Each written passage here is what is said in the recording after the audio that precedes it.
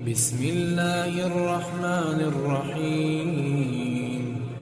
اس پوری آیت کے اعتبار سے اگر میں آپ کو بتاؤں تو پتہ یہ چلے گا، ریزلٹ اس کا یہ ہے کہ مصیبتوں کے وقت صبر کرنا یہ ہدایت ہے۔ ہدایت، اگر آپ ہدایت پر ہیں یا نہیں یہ دیکھنے کے لیے مصیبتوں کے وقت ہی آپ کو دیکھا جائے گا۔ گھر میں کسی کا انتقال ہو جائے اور پھر دیکھا جائے گا کہ تمہاری زبان سے الفاظ کیا کیا نکلتے ہیں، تم شکایتیں کن کن باتوں کی کرتے ہو، پھر دیکھا جائے گا ہدایت پر ہو یا گمراہ ہو۔ ایک روایت میں یہ بھی ہے کہ جب کسی کے بچے کا یا کسی کے بھائی کا یا باپ کا انتقال ہوتا ہے گھر میں، تو جنازہ اٹھانے سے پہلے ہی وہاں ایک فرشتہ آتا ہے۔ وہ فرشتہ گھر والوں کا معائنہ کر رہا ہوتا ہے کہ کون کون کیا کیا کہہ رہا ہے۔ رب ذوالجلال ہر چیز کی خبر رکھتا ہے، لیکن فرشتوں کو اسباب بنایا گیا ہے اور گواہ بنانے کے لیے انہیں یہ ڈیوٹی دی جاتی ہے۔ ہر ایک کی زبان سے نکلے ہوئے الفاظ وہ سنتا ہے اور جا کر کے رب تعالیٰ کی بارگاہ میں عرض کرتا ہے۔ اللہ تعالیٰ پوچھتا ہے کہ میں نے فلاں کے گھر سے ایک جان لے لی، ان کا عزیز بیٹا چلا گیا، بھائی چلا گیا، ماں چلی گئی، وہ لوگ میرے بارے میں کیا کہہ رہے تھے؟ فرشتہ کہتا ہے اے رب ذوالجلال، ان لوگوں کے زبان پر شکر کے الفاظ تھے، وَإِنَّا لِلَّهِ وَإِنَّا إِلَيْهِ رَاجِعُونَ کہہ رہے تھے، اور وہ صبر کر رہے تھے۔ میں نے گھر والوں کے سب حالات دیکھے۔ اللہ تعالیٰ فرماتا ہے اے میرے فرشتے، تو گواہ رہنا، میں نے ان سے جو چیز لیا ہے اس سے کئی گنا زیادہ نعمت انہیں عطا کروں گا، اس سے بہتر نسل انہیں دی جائے گی، اور ان کے غم آج جتنے ہیں اس سے کئی گنا زیادہ خوشیاں میں انہیں جنت کی عطا کروں گا، جنہوں نے میری دی ہوئی مصیبت پر صبر کیا۔ اور کوئی گھر ایسا ہوگا جس گھر سے فرشتہ جا کر کہے گا کہ مولا اس گھر والے تو بے قابو تھے، جو منہ میں آیا بکے جا رہے تھے، وہ تو یوں کہہ رہے تھے کہ اللہ کو کیا ہمارا ہی گھر ملا، ہمارا ہی بچہ جانے کو تھا، ہمارے ہی گھر میں یہ آفت آنے کو تھی۔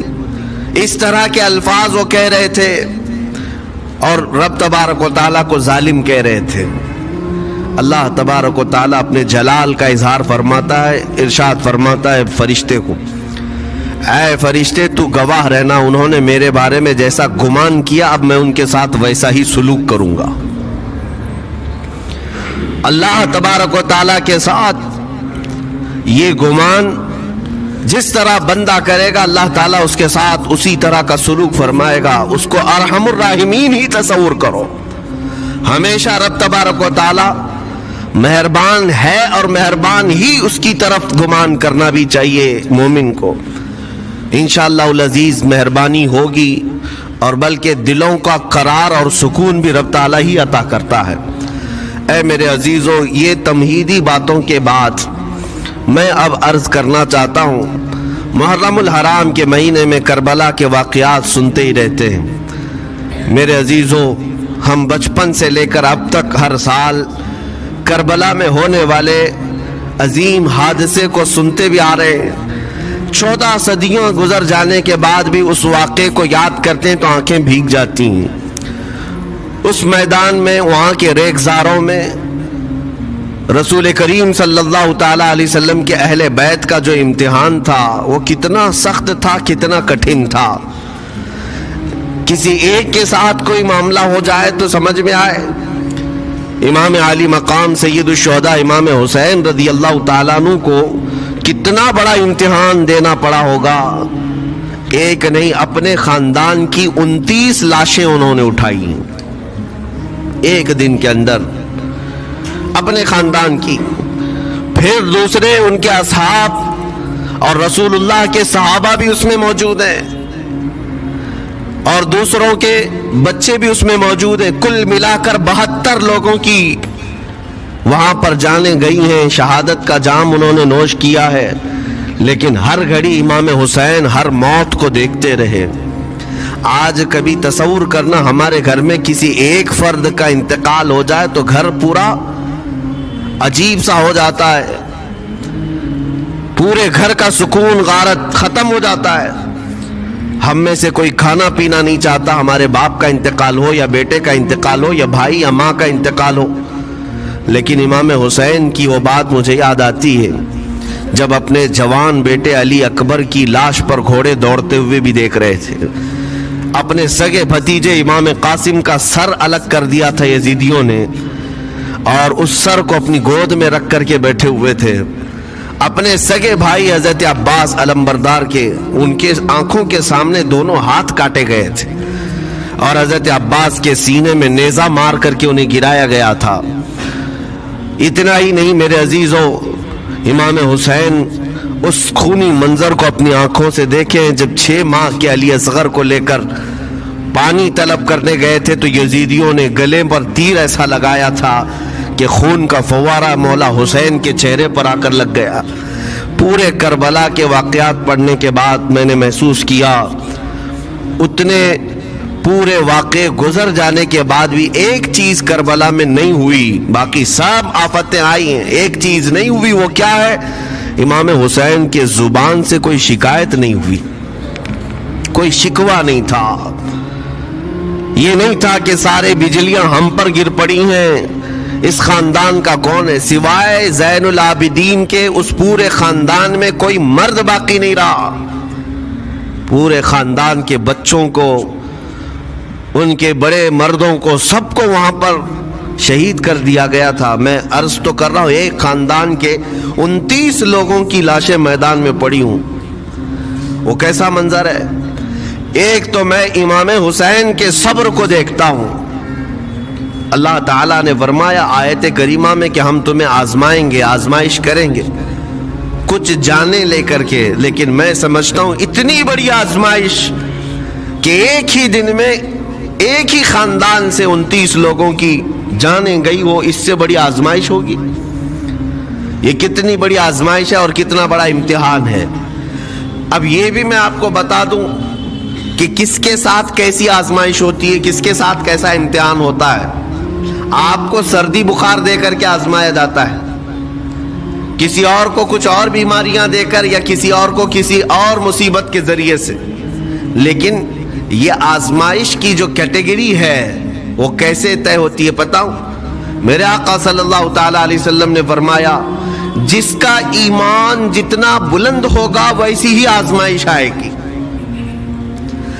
یہ کربلا کے امتحانات سے یہ بات تو ثابت ہوتی ہے کہ امام حسین کے ایمان کا درجہ کیا رہا ہوگا، ان کے ایمان کا مقام کیا رہا ہوگا. اس ایمان کی بلندی کے اعتبار سے ان پر آزمائش آئی. اسی لیے تو بزرگوں نے فرمایا کہ ہم میں سے کوئی بھی امام حسین کے صبر کو نہیں پہنچ سکتا. استقامت اور صبر یہ دو چیزیں ایسی ہیں اچھے اچھے لوگوں کے پیر ڈگمگا جاتے. استقامت کا مطلب ہے ڈٹے ہوئے رہنا حق پر، اور یہ سب کو نہیں مل پاتا، یہ خصوصیت سب کو حاصل نہیں ہوتی. ایک امام حسین کی وہاں پر ہم نے استقامت دیکھی اور ان کا صبر دیکھا. دوسرے سب سے بڑا صبر جو ہم نے دیکھا ہے وہ سیدہ زینب رضی اللہ تعالیٰ عنہا کا.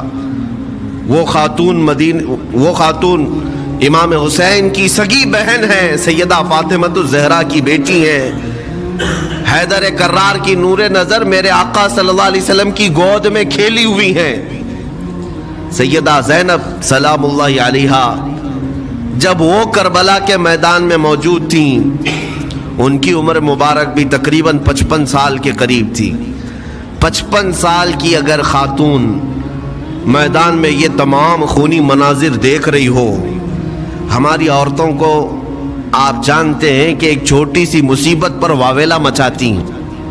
اور سیدہ زینب وہ ہیں جن کے خود سگے شہزادے اون اور محمد ان کی آنکھوں کے سامنے مارے گئے تھے اور ٹکڑے کیے گئے تھے. سیدہ زینب سلام اللہ علیہا اس پر بھی خاموش رہی.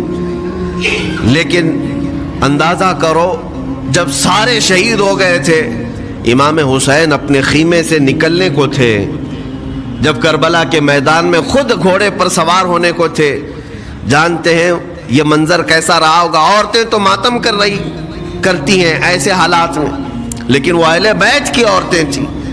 سیدہ زینب خود کھڑی ہوئی اور اپنے خیمے میں امام حسین کو لے گئی. ایک صندوق تھا پرانا، اس کو کھول کر کے اس میں سے ایک جبہ نکالا اور کہا میری ماں نے مجھے یہ وصیت کی تھی کہ جب حسین میدان میں اترنے کی اس کی باری آئے تو اس دن ہو سکتا ہے وہ مجھے یاد کرے. زینب اگر تو اس دن باقی رہے، تو اس دن زندہ رہے تو اپنے ہاتھوں سے یہ حسین کو جبہ پہنانا. سیدہ زینب سلام اللہ علیہا انہوں نے خود اپنے ہاتھوں سے امام حسین کو یہ لباس پہنایا. کیا اس مقام پر کوئی اتنی طاقت رکھتا ہے کہ پورا گھر لٹ گیا ہو اور اپنے سگے بھائی کو جبہ پہنا کر کسی شادی میں نہیں پھر جنگ کے میدان میں اتار رہے ہو؟ اس خاتون کے استقامت پر لاکھوں سلام. سیدہ زینب سلام اللہ علیہا وہ معمولی خاتون نہیں ہے، صبر کا پہاڑ تھیں. میں آپ کو بتاؤں، مصیبت کے وقت ایک بار کسی کا قتل ہو جائے تو وہ ایک موت ہے، لیکن یہاں پر کربلا کے میدان میں سیدہ زینب جتنی موتیں دیکھ رہی تھی ہر موت پر ایک موت کی تکلیف ہے، ہر موت پر ایک موت کی تکلیف، لیکن وہ صابرہ و شاکرہ رہیں. پوری تاریخ میں ڈھونڈ کر کے آپ نکالیں، کہیں پر بھی سیدہ زینب نے نہ اپنے بال نوچے، نہ کپڑے پھاڑے، نہ چہرے پر ہاتھ مارا، بلکہ ایسا صبر کا دامن پکڑی رہیں کہ پوری زندگی بھر انہوں نے صبر کی تلقین کی تمام خواتین کو. گھر لٹانا، گھر کٹانا، کوئی سر کٹانا کوئی تم سے سیکھ جائے، جان عالم ہو فدا اے خاندان اہل بیت. امام زمن فاضل بریلوی رحمۃ اللہ علیہ نے فرمایا ہے سر کٹانا، گھر لٹانا کوئی تم سے سیکھ جائے، جان عالم ہو فدا اے خاندان اہل بیت. عزیزان گرامی وقار، یہاں پر ان حالات کے بعد میں آپ کو ایک بات ضرور کہنا چاہوں گا. مصیبتیں ہمارے گھر بھی آتی ہیں، آفتیں تکلیفیں ہمارے گھر بھی آتی ہیں، لیکن کیا ہم ان مصیبتوں کا سامنا کرتے ہیں، استقبال کرتے؟ نبی اکرم صلی اللہ تعالیٰ علیہ وسلم نے تو ارشاد فرمایا مومن کو جب مصیبت آتی ہے تو اس کے لیے وہ نعمت ہے. دو چیزوں میں سے ایک چیز ہوگی اس کے ساتھ. اگر بخار بھی آئے، میرے آقا فرماتے ہیں اگر بخار بھی آیا ہے تو دو باتوں میں سے ایک بات ہوگی اس کے ساتھ، یا تو رب تبارک و تعالیٰ اس کے گناہ معاف کرے گا یا تو اس کے درجے کو بلند کرے گا. مصیبت اگر آئے تو ایک بات یاد رکھنا، رب تبارک و تعالیٰ اپنے محبوب بندوں کو، پسندیدہ بندوں کو آزمائش میں ڈالتا ہے. ورنہ جو لوگ یہ سمجھتے کبھی طبیعت خراب ہی نہیں ہونا چاہیے تو فرعون بن جاتے ہیں. ایسے لوگ، فرعون کو 90 سال تک نہ کبھی سردی آئی نہ بخار، کبھی کوئی بیماری نہیں. اور جب بندہ کبھی بیمار نہیں ہوتا تو اپنے آپ کو خدا تصور کرنے لگ جاتا ہے، میں تو دنیا کا سب سے مضبوط آدمی ہوں، مجھے کچھ نہیں ہوتا. لیکن مصیبتیں دے کر کے رب تبارک و تعالیٰ تمہیں تمہاری حقیقت بھی بتاتا ہے، اور انسان کو انسان کی لمٹ میں رہنا سکھایا جاتا ہے. تمہاری حیثیت صرف اتنی ہے کہ اگر نس رک گئی، دل کی دھڑکنیں ایک آن کے لیے اگر رک گئی تو سب ختم ہے. اس لیے تمہیں رب تبارک و تعالیٰ کے حضور جانا ہی ہے تو صبر بھی سیکھو اور شکر بھی سیکھو. آج مصیبتیں اور آفتیں آتی ہیں تو واویلا کرنے والوں کے لیے میرا میسج ہے، اللہ تبارک و تعالیٰ تمہاری ہر بات کو دیکھ رہا ہے. تمہارے چیخنے سے، چلانے سے، تمہاری شکایت کرنے سے گئے ہوئے آدمی کی جان واپس تو نہیں آنی ہے. تمہارا عزیز ترین بھائی مر گیا، تم جس سے سب سے زیادہ پیار کرتے تھے وہ بیٹا انتقال کر گیا. مجھے بتاؤ، تم 10 لوگوں میں چیخو گے، چلاؤ گے، رب تعالیٰ کے حضور بری بری باتیں بھی کرو گے تو کیا وہ گئی ہوئی جان واپس آ سکتی ہے؟ میرے عزیزوں، یہ وہ حکومت نہیں ہے کہ تمہارا احتجاج کرنے پر قانون واپس لے لیا جائے. تمہارے سب مل کر کے پروٹیسٹ کرنے سے حکومتیں اپنے فیصلے واپس لے سکتی ہیں، لیکن وہ رب ذوالجلال شہنشاہ اعظم کا قانون ہے. وہاں نبیوں کی بھی جو روح لی گئی وہاں پر اللہ تبارک و تعالیٰ نے اپنے محبوب نبیوں کی بھی روح کو قبض کرنے کا حکم دیا، تو کیا سب کے غم منانے سے وہ روحیں واپس کرنے کا فیصلہ کیا گیا ہے؟ نہیں میرے عزیزو، اس عالم میں، اس کائنات میں پھر کوئی ہمارے رونے چیخنے چلانے سے واپس نہیں آتا۔ ہاں غم کرنا اپنی جگہ پر ہے، لیکن غم کا شرعی طریقہ کیا ہے؟ میرے آقا صلی اللہ تعالی علیہ وسلم نے بھی غم فرمایا۔ آپ کے عزیز بیٹے سیدنا ابراہیم جب انتقال کر گئے، میرے آقا کی آنکھوں میں آنسو تھے۔ حضور پاک صلی اللہ تعالی علیہ وسلم کی آنکھوں کے سامنے سیدہ خدیجۃ الکبریٰ کا انتقال ہوا، حضور غمگین تھے۔ لیکن غم کا مطلب کبھی یہ نہیں ہوتا کہ اللہ کی بارگاہ میں شکایت کریں، تو نے میرے ساتھ ایسا کیوں کیا؟ یعنی تم حکم دو گے، رب تبارک و تعالیٰ کو تم مشورہ دو گے کہ کس کے ساتھ کیا کرنا ہے۔ اس لیے ان مواقع پر ہم سب کی آزمائش ہے، ہمارا امتحان ہے۔ ایسے معاملات جب بھی آتے ہیں، دیکھیں میں آپ کو ایک اور باریک بات بتا دیتا ہوں۔ یہ ہم آج تقریر کر رہے ہیں، ہو سکتا ہے آپ بھی سن رہے اور اچھی طرح سمجھ رہے ہیں، لیکن خود کے گھر پر جب آ جائے تو تقریر بھی یاد نہیں رہتی، نصیحت بھی یاد نہیں رہتی، غم کا غلبہ زیادہ ہو جاتا ہے۔ ایسے اوقات میں حکم کیا ہے مومنین کو؟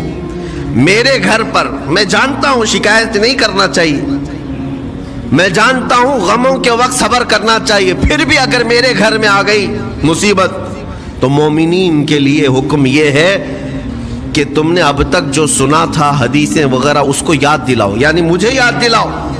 یہ مت سوچو کہ مولانا صاحب ہیں، مفتی صاحب ہیں، امام صاحب ہیں، ان کو تو سب معلوم ہوگا۔ غم کا غلبہ جب آ جاتا ہے تو اچھے اچھوں کو یاد نہیں رہتا۔ مومنین کو کہا گیا ہے کہ وہ یاد دہانی کریں، جائیں غموں کے وقت ان کی حالت دریافت کریں اور انہیں صبر کی تلقین کریں۔ ہر ایک کے لیے ضروری ہے، یہ سوچ کر کے پیچھے نہیں ہٹا جائے گا کہ یہ تو بہت جانکار لوگ ہیں، یہ بہت پڑھے لکھے لوگ ہیں، ان کو تو سب پتہ ہے۔ نہیں، بلکہ حکم یہ ہے کہ جس کے ساتھ بھی مصیبت آئے، مومنین، دوسرے مومنین اسے صبر کی تلقین کریں، اسے جا کر کے حوصلہ دیں اور اسے تسلی دیں۔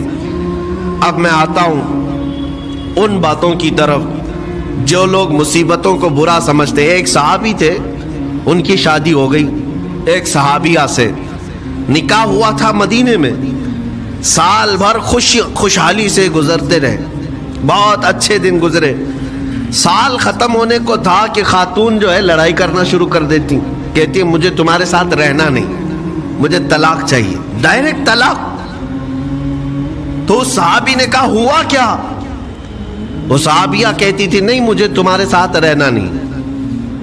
اس صحابی نے کہا ٹھیک ہے، اگر ایسا ہی ہے تو حضور پاک صلی اللہ علیہ وسلم کے پاس چلتے ہیں، وہاں جا کر فیصلہ کرا لیں گے۔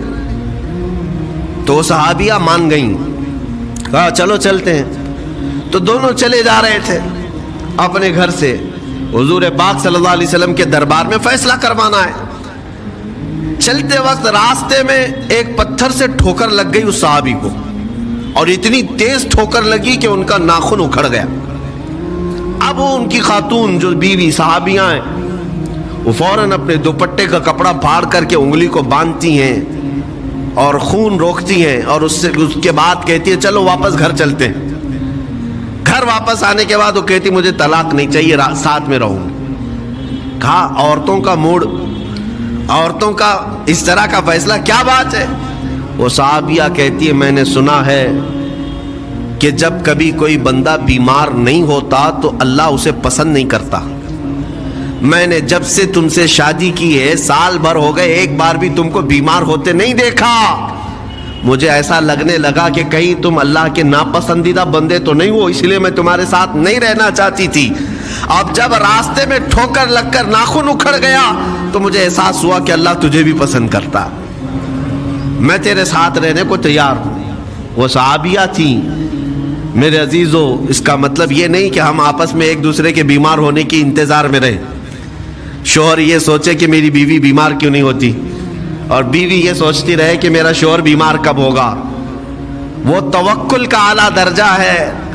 इंतजार और तमन्ना मत करो बीमार होने का, बल्कि बीमारी आ जाए तो अल्लाह का शुक्र अदा करो, आ जाए तो सब्र करो। अजीज़ान गिरामी वक़ार, हम आज इमाम हुसैन और उनके रुफ़क़ाए गिरामी रिज़वानुल्लाहि अलैहिम अजमाइन को याद करते हैं तो सिर्फ रोने के लिए नहीं या सिर्फ गम मनाने के लिए नहीं, बल्कि दास्ताने करबला सुनाने का एक अजीम मकसद ये होता है कि नौजवानों के अंदर, बल्कि बूढ़े और बच्चों के अंदर भी ईमानी जज्बा ऐसा आ जाए कि वो हर मुसीबत पर डट कर खड़े हो सके, हर यजीदी का मुकाबला कर सके। एक तो इसका मैसेज ये है, और दूसरा मैसेज ये है कि चाहे जैसी भी मुसीबतें आए, ईमान के साथ रहना है, सब्र और शुक्र को हरगिज नहीं छोड़ना है। मुसीबतें हमारे पास अब उतनी बड़ी तो नहीं आती कि एक खानदान के ही इतने लोगों को काट दिया जाए, ऐसी मुसीबतें तो नहीं आई। अब जो कुछ भी आती हैं हमारे साथ, वो माल की कमी की, कभी दुकान में धंधा नहीं चलता, कभी बच्चे किसी को नहीं हो रहे हैं, या फिर घर में कोई बीमार है, कोई मुस्तकिल बीमारी आ गई है, यही तो मुसीबतें हैं। मोमिन के लिए ये कैद खाना है, ज्यादा आसाइश और आराम की फिक्र न करो। ये दुनिया मोमिन के लिए कैद खाना है। इसीलिए शायर ने क्या खूब कहा, जब किसी का इंतकाल होता है, एक सच्चे मोमिन का इंतकाल होता है, तो लोग कहते फला मर गया, फला मर गया। तो एक शायर ने बहुत अच्छे अंदाज से कहा है कि कौन कहता है कि मोमिन मर गया? जो सच्चा मोमिन है उसके लिए कह रहा हूं। वो शायर ने कहा, कौन कहता है कि मोमिन मर गया, कैद से छूटा वो अपने घर गया। हकीकत तो ये, कैद से छूटा वो अपने घर गया। यहां दुनिया में ज्यादा आसाइश, ज्यादा आराम की तलब इंसान को मगरूर बना देती है, तकब्बुर वाला बना देती है, घमंडी बना देती है। और अल्लाह तबारक व तआला की बारगाह में हमेशा सर्वसुजूद रहने वाला वो बंदा है जो मुसीबतों में घिरा रहता है। कुछ ना कुछ मुसीबतें ऐसी हैं जो तुम्हें मस्जिद तक लाती हैं, कुरान तक लाती हैं, तस्बीह तक लाती हैं। और कोई मुसीबत ना हो, कोई तकलीफ ना हो, तो फिर जल्दी बंदा अल्लाह को भी याद नहीं करता। इसीलिए रब तबारक व तआला की बारगाह में कुछ फरिश्ते ऐसे हैं, जब तुम रो रो करके दुआएं करते हो, फिर ये कहते हो मेरी दुआ ही नहीं कबूल होती, मौलाना आप कीजिए, मैं तो कब से ये दुआ मांग रहा हूं, मेरी तो दुआ होती ही नहीं। और आप कहते हैं अल्लाह ताला बहुत जल्दी दुआ कबूल करता है। ये नाउमीदी तुम्हारी अल्लाह ताला की जात से हरगिज जायज नहीं। लेकिन मैं वजह भी बता देता हूं, कुछ फरिश्ते ऐसे हैं जो तुम्हारी दुआएं सुन सुन करके अल्लाह से कहते, मौला ये बंदा कितना मांग रहा है, तू कबूल क्यों नहीं करता?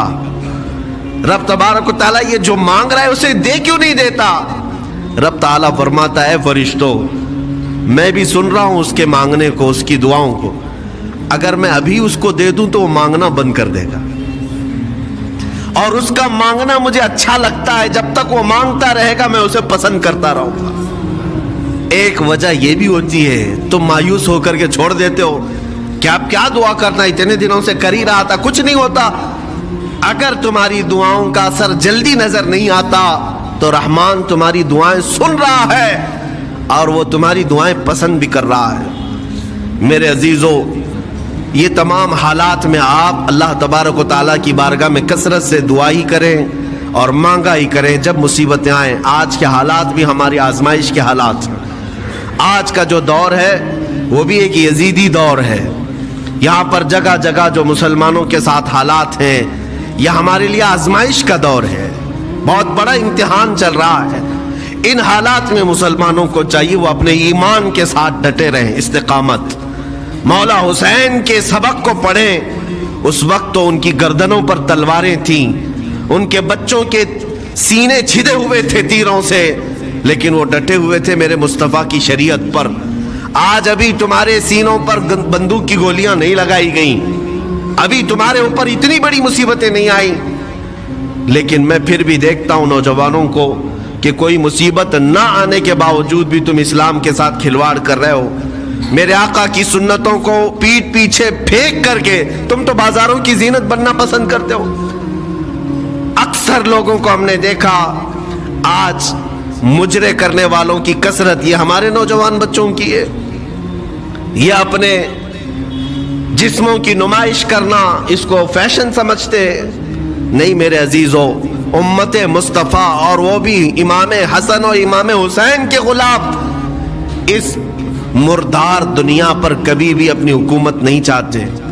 اس مردار دنیا کے وہ کبھی خواہش مند نہیں ہوتے. لیکن جن نوجوانوں کو آج ہم ان خواہشات کی پیروی کرتے ہوئے دیکھ رہے، افسوس ہوتا ہے، افسوس ہوتا ہے. آج کے حالات میں تم بھی سنبھل جاؤ، کیونکہ ایک بہت بڑی جنریشن تمہارے پیچھے ہے اور وہ تمہیں دیکھ کر کے نقل کرے گی. اگر آج تمہارا راستہ بگڑ گیا تو یہ جو چھوٹے بچے ہیں وہ بگڑے ہوئے راستے کو ہی اسلام سمجھنے لگ جائیں گے، وہ اسی بگڑے ہوئے راستے کو ہی صحیح راستہ سمجھ بیٹھیں گے. اسی لیے آج نوجوانوں کی کثرت میرے آقا صلی اللہ تعالیٰ علیہ وسلم کے عاشقوں کی ہونا چاہیے. اور ان سخت ترین حالات کا مقابلہ باڈی بلڈر نہیں کر سکتا. میں آپ کو بتا دوں، ان ظالم یزیدیوں کا مقابلہ کاجو بادام کھانے والا نہیں کر سکتا.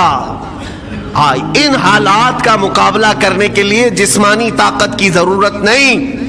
ان بڑے سے بڑے سخت ترین حالات کا مقابلہ وہ نوجوان کر سکتا ہے جس کے سینے میں عشق مصطفیٰ ہو، مولا حسین کے نقش قدم پر چلنے کا عزم رکھتا ہو، پھر چاہے وہ لاغر ہی کیوں نہ ہو، نحیف و ناتما ہی کیوں نہ ہو، کمزور ہی کیوں نہ ہو. لیکن ہم نے دیکھا ہے تاریخ میں کمزور بھی ہے، اگر جسمانی اعتبار سے عشق رسول کی دولت سینے پر رکھتا ہے تو دنیا میں وہ کھلبلی مچا دیتا ہے اور کفار و مشرکین کے خیموں میں اس کی ہیبت طاری رہتی. ہم نے اور تاریخ پڑھی ہے. آخری بات عرض کرتا ہوں، امام اہل سنت فاضل بریلوی امام احمد رضا خان نور اللہ مرقدہ، اعلیٰ حضرت کو کون نہیں جانتا آج کے زمانے میں. ذرا ان کی سیرت اٹھا کر کے پڑھنا اور پھر یہ بھی دیکھنا کہ جسمانی طاقت ان کی کیسی تھی، جسمانی ساخت کیا. وہ چلتے تو لہیم شہیم تھے، اونچے چوڑے اور سینہ بھرا ہوا کہ لوگ صرف جسم کو دیکھ کر کے ڈر جائیں. نہیں، اعلیٰ حضرت فاضل بریلوی رضی اللہ تعالیٰ عنہ اس طرح جسمانی بہت اونچی چوڑی صلاحیت کے نہیں تھے، بلکہ بہت ہی ہلکا جسم رکھتے تھے. ہلکا جسم، دبلے پتلے تھے، لیکن جب اپنے حجرے میں بیٹھ کر کے قلم چلاتے تھے تو دنیا کے کونے کونوں میں ان کی گونج ہوتی تھی. اور بڑے بڑے قلعوں میں جو ہے زلزلہ آ جاتا تھا. اور سرکار غوث پاک رضی اللہ تعالیٰ عنہ کو کون نہیں جانتا. غوث پاک کا حال تو یہ تھا، جسمانی اعتبار سے آپ کی گردن کی ہڈیاں بھی دکھتی تھی، اتنے دبلے تھے. اور کثرت عبادت کی وجہ سے، کثرت مجاہدات کی وجہ سے آپ کا جسم بہت ہی کمزور تھا. بلکہ ایک وقت کا واقعہ بھی ہے کہ آپ چلتے چلتے غش کھا کر گر گئے، چکر آ کر گر گئے. جسمانی اعتبار سے اکثر تو آپ پتے کھا کر کے رہے، کھانا بھی نہیں کھایا 40 سال تک. تو جسمانی اعتبار سے کمزور ہونا کوئی بات، کوئی معنی نہیں رکھتا. لیکن دنیا یہ بھی جانتی ہے، گردن کی ہڈیاں ہی کیوں نہ دکھتی ہوں، ہاتھ و پیر کی ہڈیاں ہی کیوں نہ دکھتی ہوں غوث پاک کی، لیکن روحانی طاقت کا حال یہ ہے کہ کسی قبر کو ٹھوکر لگا دے تو مردہ زندہ ہو جائے. اس طاقت کو میں آج آپ کے سامنے کہنے کی بات کر رہا ہوں. عشق مصطفیٰ سینے میں ہو اور سچی عقیدت و محبت حسنین کریمین سے رکھتا ہو اور پھر اپنے طریقے بدل لے تو بڑے جسم اور ڈیل ڈول بنانے کی ضرورت بھی نہیں آئے گی. مولا کریم تمہارا رعب خود ہی دشمنوں کے دلوں پر ڈالتا ہے. اللہ تبارک و تعالی ہم سب کو آئی ہوئی مصیبتوں کا ڈٹ کر مقابلہ کرنے کی توفیق عطا فرمائے، ہم سب کو استقامت عطا فرمائے اور صبر عطا فرمائے اور شکر عطا فرمائے، اور قیامت کے دن مولا تعالی ہم سب کو امام حسین کے ساتھ حشر عطا فرمائے.